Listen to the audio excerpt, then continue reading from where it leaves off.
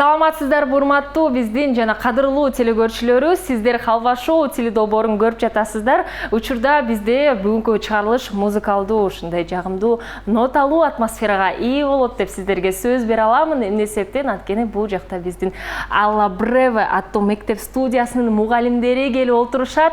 Алар менен кененирээк таанышып кетели. Сол тарабымда өзүнчө команда катары Биназир Аблаева жана Назира Жумакадырова келип отурушат. Назима Жумакадырова, кечирим сурайм. Кол чабуулар, келиңиздер, бири-бирибизди колдоп коелу. Биназир айым, сизге биринчи кезекте суроо узаткым келип жатат. Алла Бреве ошо музыкалык студиясында окутуунун кандай түрлөрү бар, айта кетиңизчи, деги эле ошо толук менен студия тууралуу. Кыргызча айтыш керек, э? Кааласаңыз орусча деле айтыңыз, болот? В нашей музыкальной школе, студии Алла Бреве, у нас есть все направления музыкальные, такие как вокал, фортепиано, скрипка, гитара, что еще, ребята, что еще, да, коммуз есть, в общем, все музыкальные направления, которые вообще вы знаете. И даже также есть у нас студия звукозаписывающая, актерское мастерство, так что всех ждем в нашу школу. Приходите заниматься. Айта кетиңизчи, ушу баардык эле каалаган адамдар келе алабы же өзгөчө ушундай кастинг? Да, мы принимаем всех абсолютно, любого возраста, и детей, и взрослых, и без музыкального образования, и с музыкальным образованием. То есть даже если вы являетесь начинающим или же вообще нулевой у вас уровень музыкальности, мы все равно всех ждем, всех обучим, доведем до результата. Чоң рахмат. Назима, сизге суроо узаткым келип жатат. Деги эле ушул музыкалык студияга кантип туш болуп калдыңыз? Кантип туш болуп калдым? Эң биринчиден ошо мага сунуш кылышты. Ушундай жаңы филиал ачылат, ошол жакка мугалимдер керек болуп атат. Биринчиден менин билимимди текшерип, сабак өтө алабы, кандай распевкаларды кыла алабы деп. Ошол нерседен өтүп, анан иштеп калдым. Айта кетиңизчи, ошол эле музыкант кандайдыр бир репертуарларды, музыкаларды тандаганда жеңил эмес жумуш деп айта аламын. Ошо окуучуларга репертуарларды кантип тандайсыз? Эң биринчиден бул окуучунун каалоосун карайбыз, кандай ырларды угат өздөрү. Кандайлар жагат, керектер бар мындай, алар билишпейт да, аябай оорларды тандап алышат, бирок алардын мындай бул ырды ырда албайсың, бул оор ыр деп айтып шагын сындырбай, ошол ырда эгер тональности туура эмес келсе, биз ылдый кылып түшүрүп, постепенно үйрөтүп, жеңил ырдан баштап, бул ыр сага азыр, бул ырды бир айдан кийин иштешип баштайлы, бул ыр менен иштейли деп өзүндүн мындай үндө өстүрө турган, слухтуу развивать ете турган ырларды беребиз биринчиден. Анан ошентип даярданып, распевка кылып, үнүн өстүрүп, анан ошол ырга жеткиребиз. Эң сонун өзгөчө ыкмаларды дагы биз билип алдык десек болот. Учурда Биназир жана Назима бир командада. Сиздердин командаңыздар кантип аталат? Каймак! Каймак деп чечтик. Каймак менен биз таанышып алдык. Кезекти болсо тең талашуучуларга берели. Карама каршы команда катары оң тарабымда Азинани жана Рыскелди Старбеков келип. Азинани, сизди биз опера багытында да ырдаганыңызды билебиз. Айта кетиңизчи, азыркы учурда вокалды байкасак, көп учурларда адамдар айтып коюшат, негизгиси бул жан дүйнөң жана эмоцияңды тартууга деп коюшат да. Ошол эле техникасы чындыгында эле экинчи даражага кирди десек болобу? Эгерде адам жан дүйнөсү менен бирок ушул техника жагында кандайдыр бир каталарды кетирсе, өзүңүздүн сиздин ой пикириңиз айта кетиңизчи бул тууралуу. Техника биринчи орунда турат. Себеби жан дүйнөсү менен ырдап тургандан кийин кыйкырып акырып салса деле туура эместей келет да. Эң биринчи очередь бул заниматься этиш керек, техниканы өөрчүтүш керек, күнүгө машыгыш керек, ар кандай упражнениялар бар, ошолорду жасаш керек. Ошондон кийин гана ыр менен туура тандаш керек ырды. Ошону менен жакшылап иштеп, анан кийин жан дүйнөнү коштуруп, анан соң результат болот да. Жана дагы бир башка багытта суроо узаткым келип жатат. Учурда бизде офлайн жана онлайн деген нерсе аябай актуалдуу болуп кетти. Ошол дистанттык окуу менен онлайн тарабында музыкалык кесипке ээ болсо болобу ушул? Менин оюмча жок. Себеби мугалим бири-бирин карап туруш керек, окуучу менен контакт болуш керек. Техника менен дагы кандайдыр бир звуктар искажение болуп кетет да. Ошол себептен дагы тоскоолдук жаратат. Биз билип алдык, байкай алдык. Эмесе Рыскелди мырза, сизге дагы суроо узаткым келип жатат. Балким телекөрүүчүлөрдүн арасында ушул музыка тарабында кыялдары болсо, же болбосо ушу музыкант болгусу келген адамдарга багытты кантип тандоо керек? Айта кетиңизчи, сиздин тажрыйбаңызда кандай болду эле? Негизи эле ар бир адам ошол если чындыгында ошол ырчылык багытты тандай турган болсо, жан дүйнөсүндө изнутри все-таки болот да, кайсыл багытты хочет, сахнага чыкканда өзүн адамдарга кандай багытта көргөзгүсү келген. Анан өзүнүн деңгээлине жараша болуп калат. Может, ошол каалаган нерсесине жетпей, өзүнүн азыркы убактагы деңгээли жетпейт, же тажрыйбасы жоктугунан. Вот, ошол тажрыйбаларды топтотуп, жеткизип бере турган ошол школанын мугалимдерибиз болсун. Анан кантип ошону билиш керек. Просто реально эгер чындыгында каалап, жүрөк менен каалай турган болсо, ошого аракет кылса, мысли материальный деп коет го, кайсы кандай ойдо жүрүп, өзүң кандай болсоң, вот сфераңды дагы, өзүңдү дагы ошол багытка көп алып жүрөсүң. Сиздин тажрыйбаңызда болду беле ошол музыкалык мектепке окуучу келип, сиз байкап турасыз, анын ушул эч кандай жөндөмдүүлүгү жок экендигин, анан таланты дагы жок экендигин, эмгектен албаганын дагы сиз айтасызбы? Балким музыка бул сеники эмес деп. Чындыгында андайлар болот. Эми кээ бир ата-энелер да болот, балдарын, бирок чында жакшы бул балдарын ошол убакта кичинекейинен ар кайсы нерсеге катыштырып, ошол талантын издеп аткан убагында мүмкүн вокалдык болбосо, вокалда болбосо дагы башка бийде болушу мүмкүн, же кандайдыр бир математикалык бир эсептөөлөргө может жакшы болушу мүмкүн. Ошон үчүн издеп айтып аткан убакта ата-энесине да туура түшүндүргөнгө аракет кылабыз. Биз колдон келишинче берген аракетибизди, конечно, кылабыз. Анан если кайра окуучудан отдача жок болсо, анын да убактысы, биздин дагы нервибиз, чын айтканда, турады. Вот. Эми жакшы түшүндүрүп, жакшы айттык. Жоопторуңуздарга рахмат. Байкасаңыздар, эгерде сиз дагы өздүк ушул музыкалык мүмкүнчүлүгүңүздөрдү байкап көргүңүздөр келсе, Ала Брево музыкалык студиясына барып, сиздерди дал ушундай жагымдуу жаркын мугалимдер тосуп алып, жана жөндөмдүүлүгүңүз, талантыңыз, эмгегиңиздер барбы, жокпу, музыка менен машыгканга ушундай мүмкүнчүлүгүңүз барбы, жокпу дагы сиздерге ушундай жакшы сунуштарды жана кеңештерди бере алышат. Учурда Рыскелди, Азина, сиздердин командаңыздар кандай аталат? Биздики Сары Кайрадан даамдуу чыгарылыштарга келдик десек болот.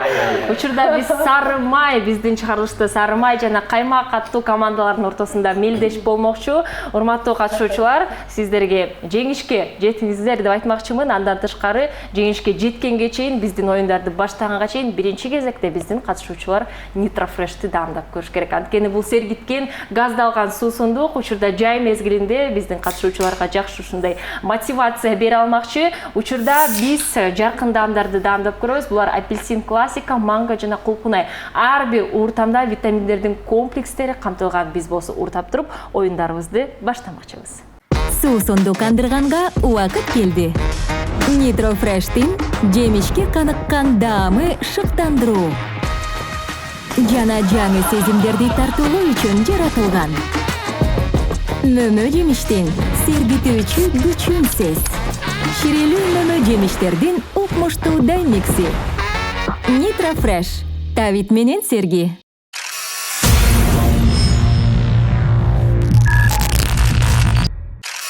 Биринчи оюну суроо жооп деп аталат. Бул оюндун эрежеси төмөнкүдөй. 60 секунданын ичинде командада бир катышуучу максималдуу түрдө биздин суроолорго жооп бериши керек. Экинчи командалар сөзсүз түрдө жардам берсе болот. Эң негизгиси жооптор кайталанбашы керек. Ким көбүрөөк суроолорго жооп берсе, ошол команда 1 балга ээ болот. Бул оюнду ким ачып берет? Сары Майларбы же Каймактарбы? Каймактар албетте. Каймактар ачып берет. Сары Майлар макулбузбу? биз өзүбүз эле берели деп атканбыз. Каймактар бардыгын колго алды. Кимиңиздер жооп берет? Назима. Назима, Биназир, сиз жардам берсеңиз, сөзсүз түрдө. Эмесе Каймак командасы, сиздерде 60 секунда убакыт бар, убакыт кетти. Президент ким болот? Садыр Жапаров. Кыздарга кирпик эмне үчүн керек? Сулуу болуш үчүн. Сиз жактырбаган жашылча кайсы? Кызылча. Супермаркетте эмне кылуу керек? Кийим сатып алыш керек. Эң сулуу хоккейчи? Макс. Мантыны ким ойлоп тапкан? Мантыны поварлар. Эң коркунучтуу куш? Эң коркунучтуу куш бүркүт. Стол үстүндө адамдар эмне кылышат? Бийлешет. Эң жай жаныбар? Ташбака. Шаурма сатуучу эмнени кыялданат? Повар болсом экен деп. Итке кандай ат коебуз? Итке Актөш. Жогорку кеңеште эмне кылуу мүмкүн эмес? Арак ичүү. Сантехник эмне жөнүндө ойлонот? Сантехник ошо бирөөнүн туалеттери бузулбаса экен. Маршруттук таксилерди ким ойлоп тапкан? Милициялар ойлоп тапкан. Акчаны кайдан алсам болот? Эмнени? Акчаны кайдан алсам болот? Банктан алса болот. Убакыт бүттү да ушул суроо менен. Байкасаңыздар, Назиманын ою боюнча стол үстүндө адамдар бийлешет экен. Жок, жакты деп айта аламын. Эң сонун максималдуу түрдө суроолорго жооп узаттыңыздар. Биз болсо кезекти тең талашуучуларга беребиз. Учурда Сары Май командасы ким жооп берет? Азина жооп берет. Азина жооп берет. Кетип турам. Сиз болсо жардам берип туруңуз. 60 секунда Сары Май командасында бар. Убакыт кетти. Сиздер итти кантип атамак элеңиздер? Жолборс. Ким көп тамак жейт? Мен. Сүйүктүү десертиңиз кайсыл? Бизе. Чач тарачыңыз ким? Мен Шахида. Диета үчүн кайсы жемиш кайсыл? Жакшы. Помидор. Үй сатып алуу үчүн эң жакшы жер кайда? Бишкекте. Дженнифер Лопестин сүйүктүү дене мүчөсү. Озо. Унаны кантип атаса болот? Трактор. Гардеробуңузда эмне катылган? туфлилер. Африкадагы лагмандын аты кантип аталат? Африка лагман. Инстаграмыңызды ким башкарат? Инстаграмыңызды ким башкарат? Балам. Мектепте кайсы предметти сүйчү элеңиз? Физика. Компанияны кантип атаса болот? Таш-таш. Убакыт бүттү, жакшы аталыш, таш-таш дегенди уктук. Бирок мен ойлоп жатамын, Азинаны аябай жакшы түшүнүп жатамын. Инстаграмды ким башкарат десе, Инстаграмды эмес, толук эле телефонду, бардык гаджеттери балаң башкарып кетет. Эгерде балаңыздар бар болсо, ар бир апа жана ар бир ата мени түшүнөт окшойт деп айта алам. Жоопторуңуздарга рахмат.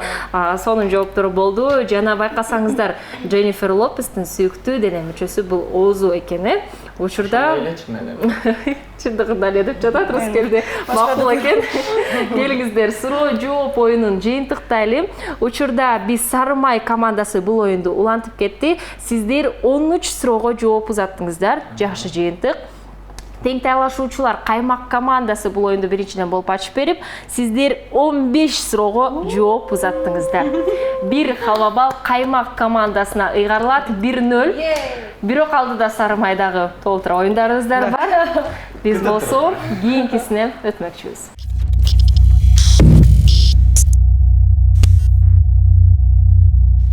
Алло, сен кайдасың оюнубузду баштамакчыбыз. Бул оюнда командада бири экинчисинен алло, сен кайдасың деген суроону узатат. Экинчиси болсо биздин экранда пайда болгон локацияларды атабастан түшүндүрүп берүү керек. Ким максималдуу түрдө локацияларды тапса, ошол команда 1 балга ээ болмокчу. Ар бир командага 1,5 мүнөт убакыт берилет. Жана бул оюнду биринчиден болуп Сары Май командасы ачып бермекчи. Даярбызбы? Даярбыз.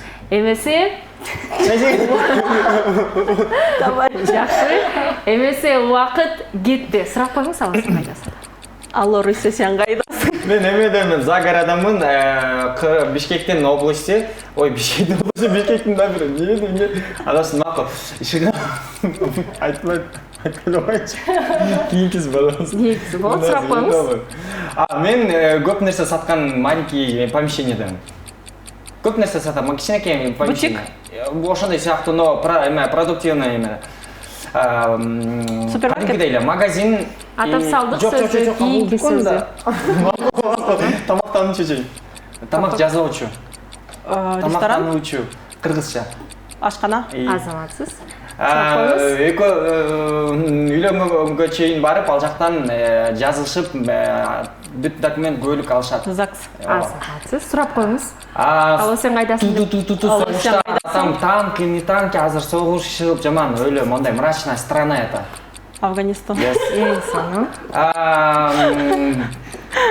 Жер астында болот, бул жүрөт эме Метро. Сурап коюңуз. Ал сен кайдасың? Мен эмедемин. Мен просто фото началыз го. Ошол жакта бүт сүрөттөрдүн эмеси. Галерея. Машинаны алып келдим да токтоттум. Парковка. Өзүнчө континент, северный, южный болуп бөлүнөт, это причем страна. Америка. Убакыт бүттү. Акыркы сөздү кабыл алабызбы? Тең тайлашуучулар. Жетишип калышты. Конечно, кабыл алабыз. Акыркы сөздү кабыл алабыз. Байкасаңыздар, экинчи сөз ушунчалык жеңил болчу. Дүкөн, магазин да анан сиз магазин деп атап салдыңыз, ошондуктан кийинки сөзгө өтүп кеттик. Магазин кыргызчасы деген. Кыргызчасы болуп калды. Жакшы жыйынтык көрүп алдык. Биз болсо азыр тең тайлашуучулар канча сөздү табат экенин көрүңүздөр. Чогуу санайлы.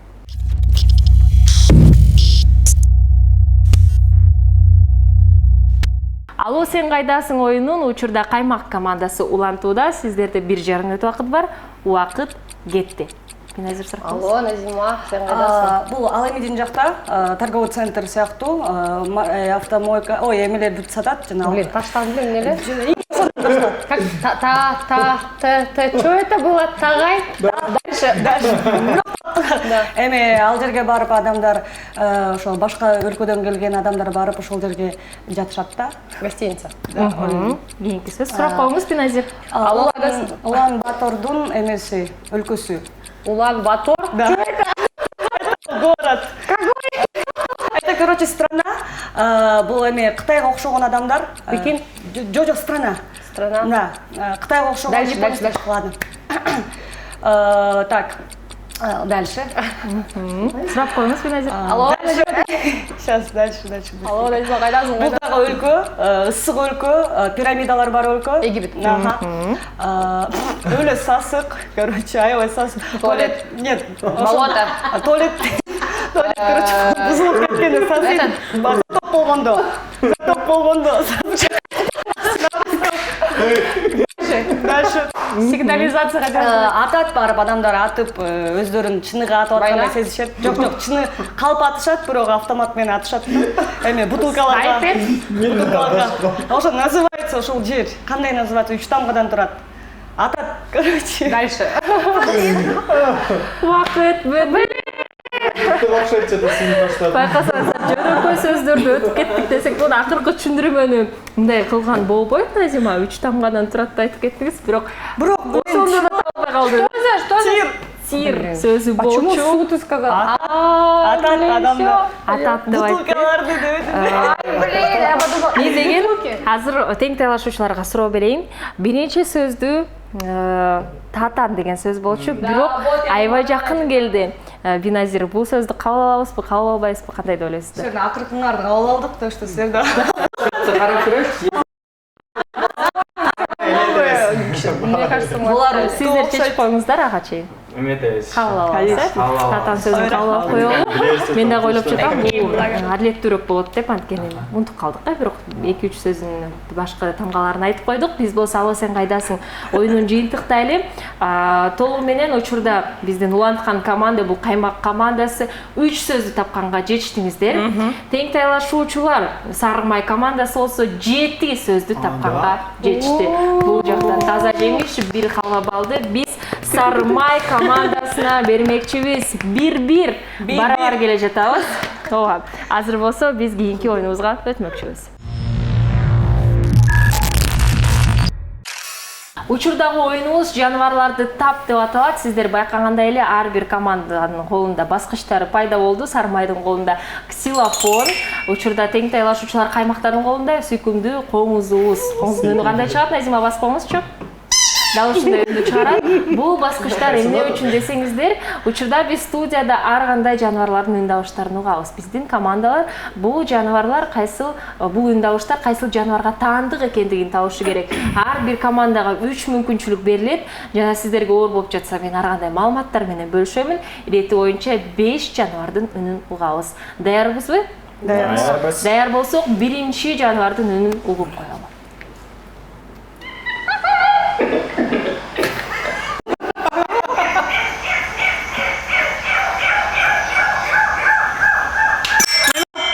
Маймыл эмес. Дагы бир жолу калып.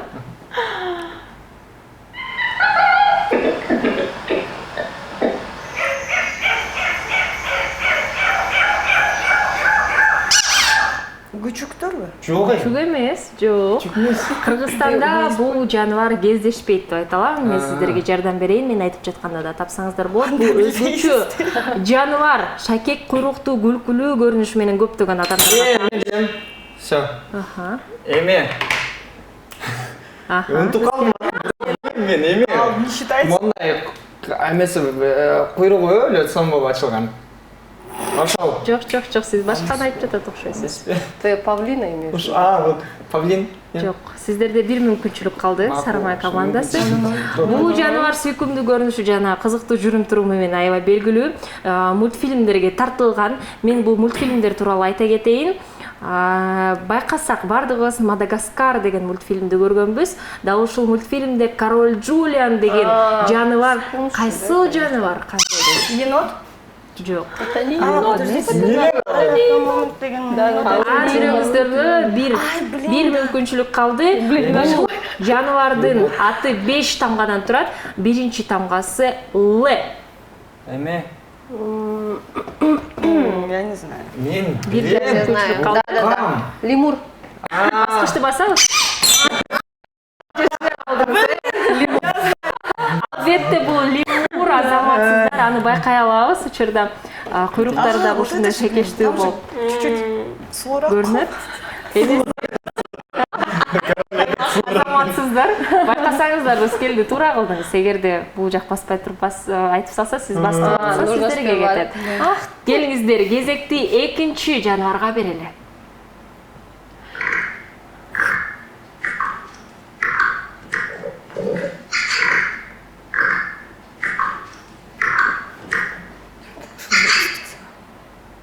Аталышы аябай оор жаныбарлардын бири экен. Келиңиздер дагы бир жолуп коелу.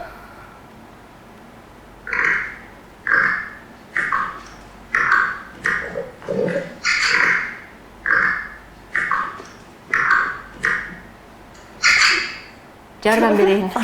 бул жаныбарга просто жалпы нерсе жеп аткан, Да, ушул жаныбардын үнү. Жарым суу чөп жээчү сүт эмичилердин бири. Азыркы кемирүүчүлөрдүн эң чоңу болуп саналат. Денеси аябай оор. Сыртынан караганда аябай ошондой чоң баштуу суу чочкосуна окшош деп атасак болот. Жарым сууда жашоо образын алып барат. Сейрек суудан ушул 500.000 метрден алыс жайгашкан. Анын таралышы ушу суунун деңгээлинин сезондук өзгөрүшү менен байланышкан. Жаан-чачын ушу мезгилинде бүткүл аймакка тарап кетишет. Кургак сезондук өзгөрүшүндө ал жакта дарыялардын, ар кандай туруктуу суу сактагычтардын жээгинде токтошот. Жана дагы суу жана тамак аш издеп жаткан учурда ушундай узак жолду басып өтө алышат. Бул чындыгында айта кетсем, жаныбардын аталышы аябай оорлордун бири экен. Биринчи тамгасы. Биринчи тамгасы. Өз келди.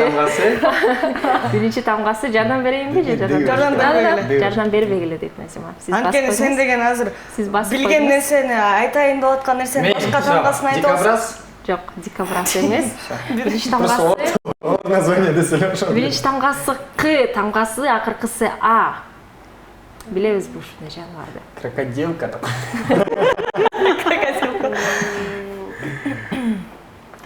Канат. Сүйкүмдүү суу чочко ушундай деңиз десек болот. Морская свинка деп атап коебуз го, суу чочкосу деп. Аябай ушундай. Аягы кандай дедиңиз? Адан. А тамгасы менен бүтөт. Мне кажется, 8 тамгадан турат.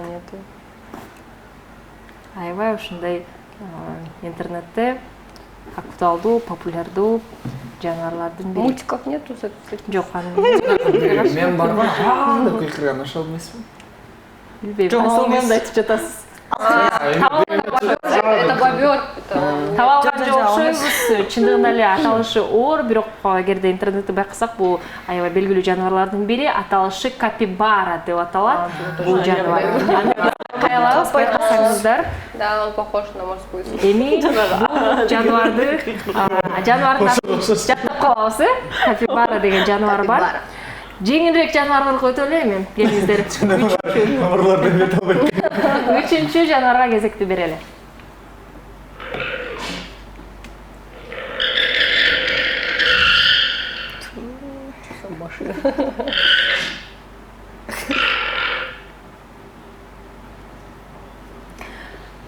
Легкий ба ушундай? Төөлөр тукумундагы ача туяктуулардын түрү. Кадимки төөдөн кичирээк жана өркөчү жок. Төөлөрдүн ушундай аркасында өркөчү болот го, анда жок. Анын жүнүнөн ар кандай калың кездемелер, кийимдер дагы тилгилет жана эки түргө бөлүнөт. Булар гуанака жана викуния деп. Түштүк Американын бөксө тоолорунда таралган. Бул жаныбардын аты 4 сөздөн турат. 4 тамгадан турат. 4 тамгадан турат. Лама. Албетте Сарыма. Билем, кебетесин билем, бирок атын билчүм экен. лама болуп турса мультик көргөм. Кезекти болсо 4-чү жаныбарга берели.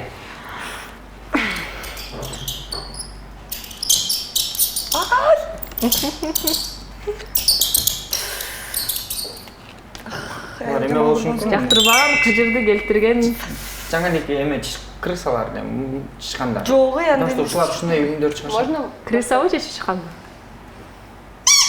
Чычкан кыргызча келемиш деп кыргызча эмен крысаны келемиш. Чычкан кылмыш оны. чыкканбы? Жок, кайсыл сиздин жообуңуз айтпайсызбы? Могу. Чычканбы же крысабы? Могу кичинекейлердин үнү ушундай по сути, но чоңдордуку деле болушу мүмкүн. Билбейм. Биз эметсекчи тиги. Менин жообум чычкан. Чычкан албетте. Биринчиден болуп басып утуп алышты. Дагы бир мүмкүнчүлүк бар. Ар бир командада 5-чи жаныбарга кезекти берели.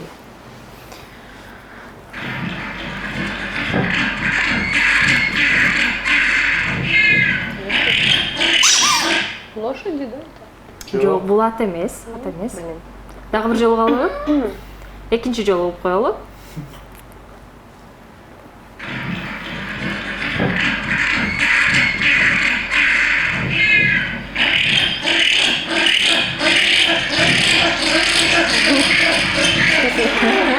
За семью урушат что-то. Или семейка урушат. Билбейм, кошуналар менен урушуп атат го. Куштардын түркүмүнө кирет. Куш бирок уча албайт. Куш бирок уча албайт? Страус. Жок, бул страус Блин. эмес. Анда эме Куш бирок уча албайт. Каймак командасы. эмнелер учпайт. Сиз жолу бас койдуңуз бул. Индюк? Индюк эмес. Куш бирок уча албайт, бирок дельфин сыяктуу секирип сүзөт. Пингвин. Албетте пингвин. Аны биз байкай алабыз сыналгыдан. Дагы ушундай байкасак, өзгөчө ушундай стаялар менен дагы алар жашашат. Балким кошуналар менен урушуп жаткан дегендигим. Аябай ушундай жакшынакай үндөрдү да чыгарышат. Биз болсо жаныбарларды тап оюнубузду жыйынтыктамакчыбыз. Бул оюнда бир жаныбарды каймак командасы тапты. Сары май командасы болсо 3 жаныбарды туура тапты. Бир халабал сары май командасына барат. Жана жыйынтыктаганда 2-1 алдыда сары май командасы келе жатат. Биз болсо кийинки оюнубузга өтмөкчүбүз. Суусунду кандырганга убакыт келди. Nitro Fresh'тин жемишке каныккан даамы шыктандыруу. Жана жаңы сезимдерди тартуулоо үчүн жаратылган. Мөмө жемиштин сергитүүчү күчүнсүз. Ширелүү мөмө жемиштердин укмуштуу даймикси. Nitro Fresh. Тавит менен серги.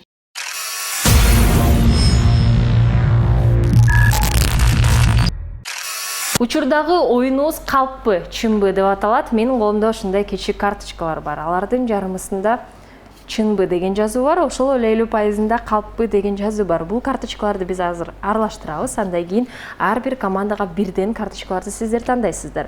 Бирок тең тайлашуучуларга көргөзбөйсүздөр. Командалаш адамга эле көргөзсөңүздөр болот. Эгерде командага чынбы деген жазуу келсе, толугу менен чындык окуяны айтып беришиңиздер керек. Калппы болсо, калп окуяны ойлонуштуруп, ойдон табып, эң негизгиси калп окуя болушу керек. Сиздердин милдетиңиздер тең тайлашуучуну карама каршы команданы алдап кетүү болуп саналат. Сиздердин карточкаңыздарда калппы же чынбы таппай калышы керек. Биринчи кезекте мен карточкаларды азыр аралаштырайын. Жакшылап. Калп айтабыз, бирок чын болсо чынын айтабыз, калптай кылып. Карточкаларды Я поняла. Значит, анда биз наоборот эле таап коебуз. Мен ушинтип түшүндүрүп койдум, балким башкача болот баары. Менде мындай история. Карточкаларды столго койсоңуздар болот. Ачылып калбаш үчүн бири-бириңиздердин карточкаларыңызды көрбөй турабыз учурда. Өзүбүздүкүн дана көрүп, жана ошого байланыштуу окуяларды же ойлонуштуруп, же эстемекчибиз. Ал убакытты биз учурда катышуучуларга берели, андан кийин окуяларды чогуу укмакчыбыз.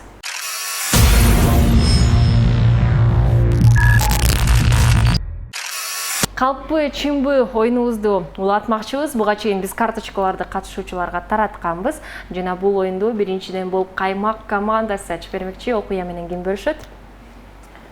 Я, наверное. На русском. Да.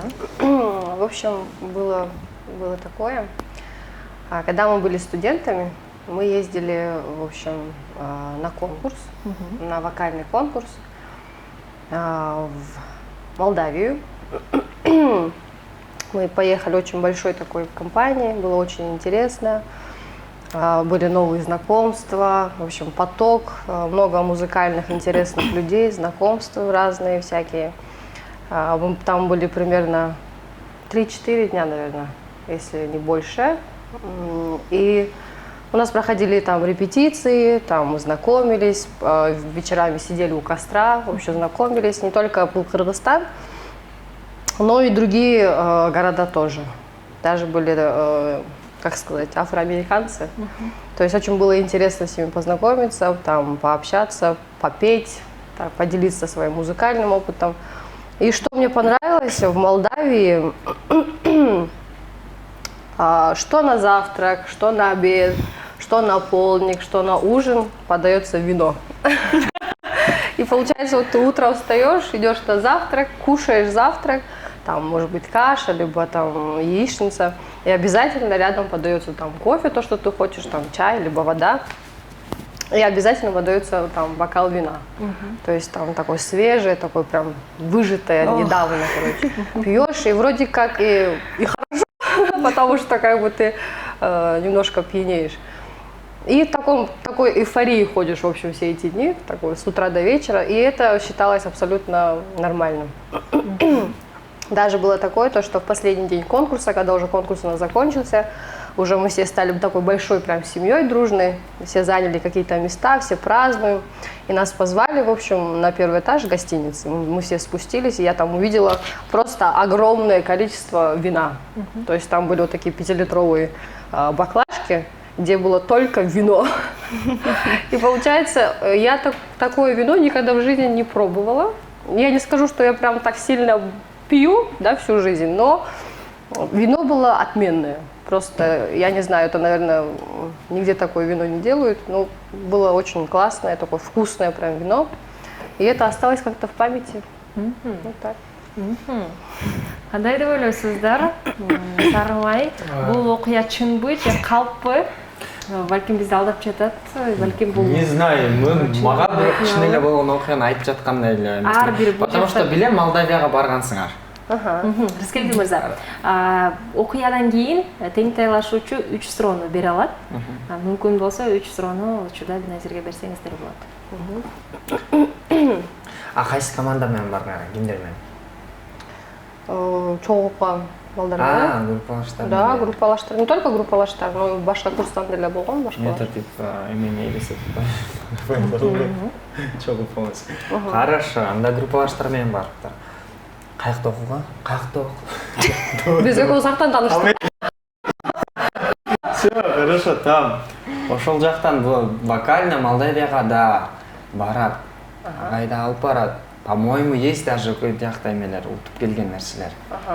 Бир суроо калды. Суроо эмне берет? Азина, балким сизде суроо бар? Болгон эле окуя экен деп атам да, анткени Диназидің айтканы боюнча чындыгында мындай болгон нерселерди айтып атат. Калп айтканда эме да, ойлонуп мындай болот го. Бирокчу. Эми завтрак, обед, ужинга кишинин баары мас болуп эле жата албайбы, мындай конкурска уже эмеси жок мындай. Ошонусу эме болуп атат да мындай. Подозреваю, да. Көрүп көрүңүздөр. Насын берсек болот, чындыгында с утра до вечера вино. Какой хитрый,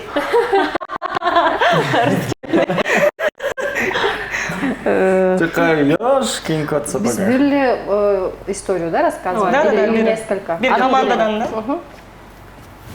Ошондо могул жакта эме болуп атат. Вино чындыгында эле с утра до вечера берилген. Ушул окуя чынбы? Сиздер табышыңыздар керек. Бул чынбы же калппы? Суроолор жок болсо, жоопту айтып койсоңуздар. Мен все-таки чын деп ишенгим келип атат. Чын эле ошол жакта вино ошондойбу. Айтканымдайбы деп. Азина, сиз макулсузбу? Калпкабы? Подозреваю немножко. Анда сүйлөшүп алыңыздар, мен бир гана жоопту кабыл алайын. Никто не слышит. Интуициясы кимдики жакшы иштейт экенин көрөлүчү. Күтүп жатабыз. Урматтуу Сары Май командасы. Компроманда ичпейт да булар. Кое берсе ичем.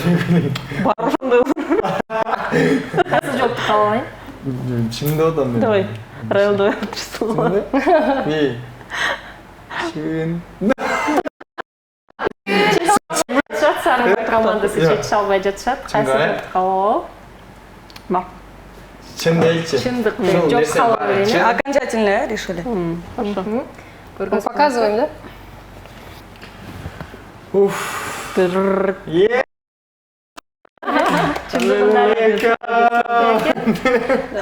Азаматсыздар. Шушук балада не? Чындыгында толугу менен чындык окуя. Да, да, это правда. Абсолютно. Биз болсо кезекти учурда Сары Май командасына беребиз. Сары Май командасы ким айтып берет окуяны? Ким айтты? Мен айтып берейинби? Рыскелди угуп жатабыз. Мындай болгондо 2017-жылы мен Хаджиева Наргиз Абдурашитовна жетектеген уста элдик ансамбль менен чогуу ал жакта да бийлечимин. Ошол убакта ошо 2017-жылы фестивалга Турцияга бардык. Ал жактан Испарта шаарына бардык да. Билесиңерби? Да. Вот, анда билсеңер, что-то опасно келсиңер. Макул. Каршы анан ошол жака барганда ал Испарта деген эменин өлкөсү экен. Розанын өлкөсү экен да. Прям ошол өлкөгө, ошол шаарга киргенде прям реально розой пахнет. Прям такая вкусная роза, даже хочется сесть деп ойлоп барып бартканбыз да, жеттик да. Башта фестиваль бар болду, митти-тинти, андан кийин эле башталды. Ошо розадан самын, розадан крем, розадан все такое косметическое и розадан неле лукумдар. Ошолор типа и даже реально лепесточки ошол жакта жатат, роза менен жедик.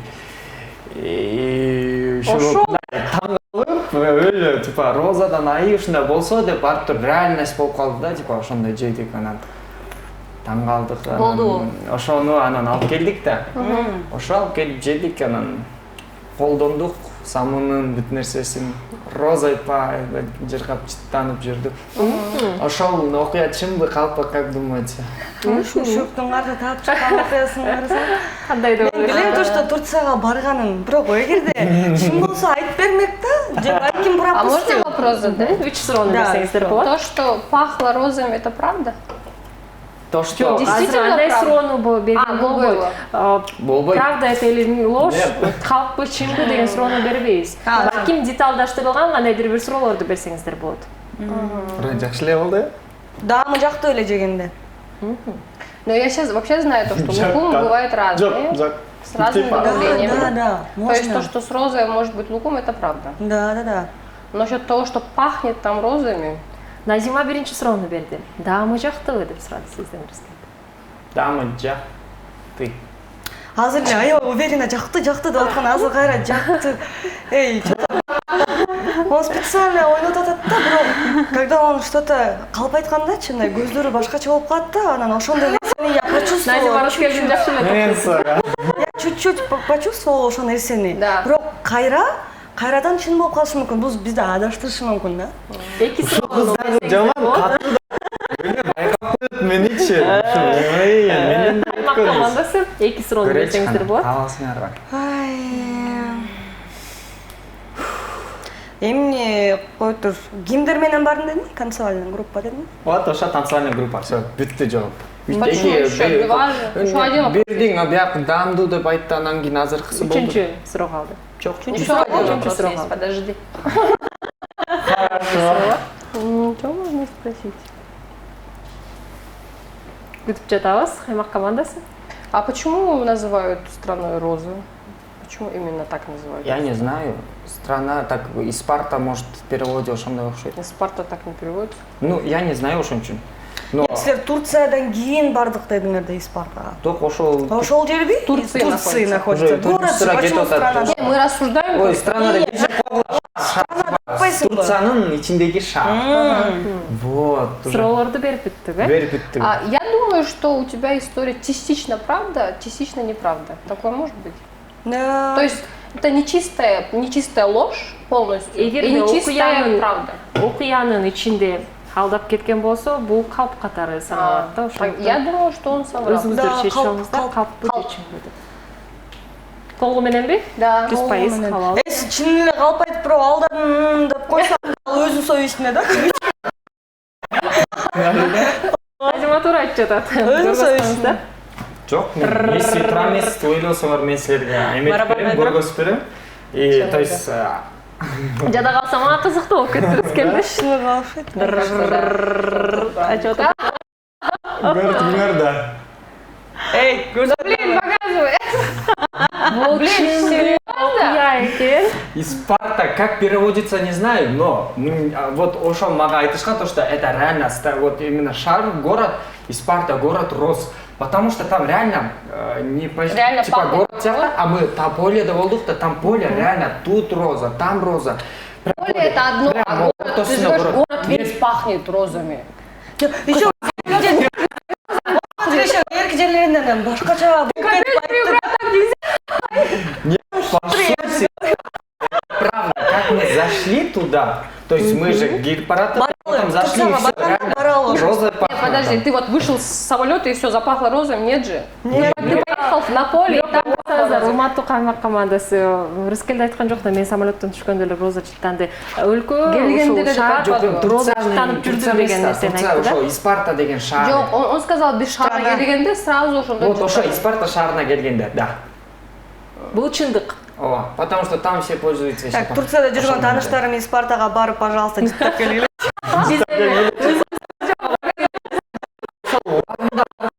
Когда все прям вау, жыттанып. Айтып атпайм, потому что я попал ошол убакка. Просто мне было прям интересно, реально розой пахнет еще. Вот луком, розой, типа, есть, о, да, попробовали, вроде типа как-то нормально, ну, будто этот мыло жевоткандай. Не знаю, өзүн союусуна кара. Блин, опять они выиграли, Кызыктуу ёлки-палки. нерсе болуп кетти. Чындык экен, сиздер таап алган жоксуздар, калп деп айтып кеттиңиздер. Жана жыйынтыктайлы, калппы чынбы окуясында биздин бул оюнда биринчи кезекте Сарымай командасы сиздердин окуяңыздарды туура тапты. Сиздерде чындык деп айтып кетти. Честный адамбыз да. Бир халва балл сиздерге. Андан кийин байкасаңыздар, Сарымай командасы сиздерди алдап дагы кетти. Ошол себептен дагы сиздерге дагы бир халва балл берилет. 2 балл Сарымай командасында, жалпы жыйынтыктаганда 4-1 алдыда Сарымай командасы келе жатат. Келиңиздер. Тоже. Каймак командасы айтууга болбойт, алдыда бизде оюндарыбыз көп. Чамданыңыздар, келиңиздер, бардын колго алыңыздар. Азыр болсо биз кийинки оюнга кезекти берели. Суусунду кандырганга убакыт келди. Nitro Fresh'tin жемишке каныккан даамы шыктандыруу. Жана жаңы сезимдерди тартуулоо үчүн жаратылган. Мөмө жемиштин сергитүүчү күчүнсүз. Ширелүү мөмө жемиштердин укмуштуу микси. Nitro Fresh. Тавит менен Серги.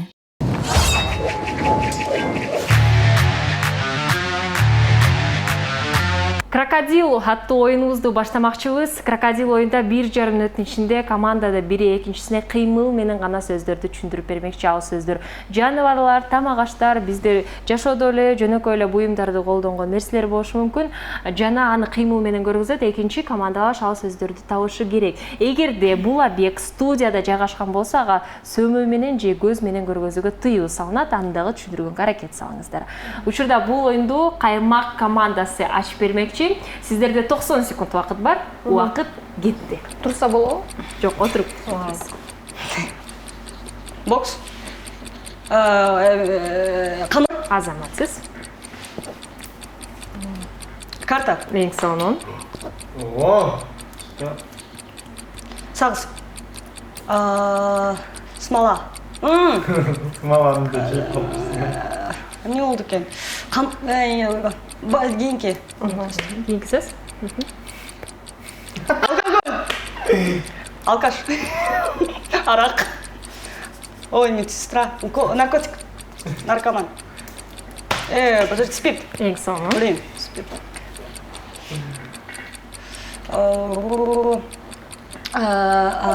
Гид. Этот, да-да-да. Приезжие, вот эти. Блин. Давай. Гинки, ё-моё. Таптым, бро. Таппай калдым сөзүм. Следующее. Сөз сураны да? Юбка. Мини-юбка. Кыздар кийет.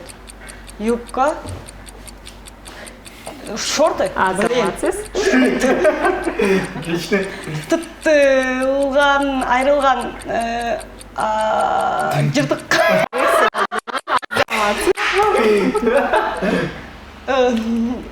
Тамак. Блин, что? Вот алода, да? Да, не спеша. Блин, манты. Убакыт Лагман. өтүп тапкан жокпуз. Капуста сөзү болчу. Жакшы жыйынтык көргөзө алдыңыздар. Биз болсо кезекти учурда Сары Май командасына берели.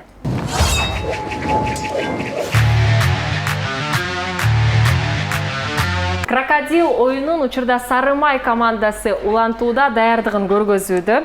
1,5 мүнөт убакыт кетти. Кетти уже. Тамак, шорпо, камыр, вот это лапша, кесме. Кабыл алабыз, кийинкисиз. Китайский иероглиф. Линия, нота там, линия. Одна линия, нота только, скрипичный ключ. Нота, все. Кийинкиси. Давай. О, колготки, штаны, брюки маленькие, некие туфельки, носочки, байпак. Кийинкисиз. Что-то вернил там. Ага, портрет художник, суретчи, кисточка.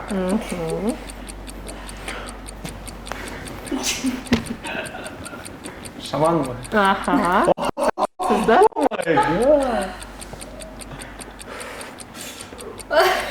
Тамеки, сигарет, кальян. Шундай элер бар беле сиякты. Süt, молоко. Кымыз. Кийинкиси. Классно, пальчик, чоң бармак. Лайк. Кабыл алабыз. Баш бармак, чоң бармак. Эң сонун үчүн. Азаматсыздар, аябай жакшы. Байкасаңыздар, Рыскелди кээ бир кездерде өз-өзүнө ишене албай жаттыңыз. Азыр болсо бир аз тыныгуудан кийин биз сөзсүз түрдө толугу менен чыгарылышта ким жеңгендигин чогуу билебиз.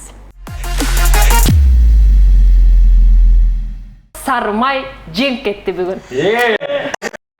хоть сделаем, давайте. Чалып коелу.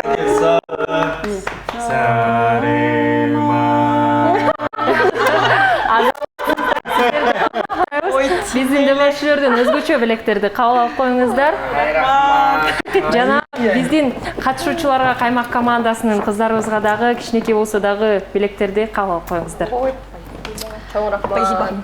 Сиздерге чоң ыраазычылык, өнөрүңүздөр өсүп өркүндөй берсин. Бизди ушу жакшы чыгармалар менен, кооз үндөрүңүздөр менен кубандырып жүрөрүңүздөр, баардык ой тилектериңиздер орундалсын. Сиздерге өзгөчө ыраазычылык билдиргим келип жатат.